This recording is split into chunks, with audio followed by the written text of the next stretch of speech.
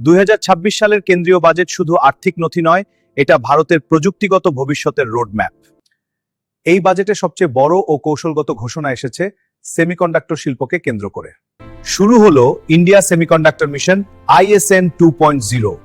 এই নতুন ধাপে প্রথম গুরুত্ব দেওয়া হয়েছে সেমিকন্ডাক্টর সরঞ্জাম ও উপকরণ দেশেই উৎপাদনের উপর। এর মানে বিদেশি নির্ভরতা কমিয়ে ভারতের নিজের প্রযুক্তিগত ভিত্তি তৈরি করা। ISM 2.0 এর অন্যতম লক্ষ্য হলো full stack Indian IT design, যেখানে ডিজাইন থেকে ডেভেলপমেন্ট সবটাই হবে ভারতের নিজস্ব মেধাসত্ত্বে। তো এর সঙ্গে সেমিকন্ডাক্টর সাপ্লাই চেইনকে করা হবে আরো শক্তিশালী ও নিরবচ্ছিন্ন। শিল্প নেতৃত্বাধীন গবেষণা ও প্রশিক্ষণ কেন্দ্র গড়ে তোলা হবে দক্ষ জনশক্তি তৈরির জন্য। ইলেকট্রনিক্স কম্পোনেন্টস ম্যানুফ্যাকচারিং স্কিমে বরাদ্দ বাড়িয়ে করা হয়েছে 40,000 কোটি টাকা। এই বরাদ্দ পুরো সেমিকন্ডাক্টর ইকোসিস্টেমকে গতি দেবে।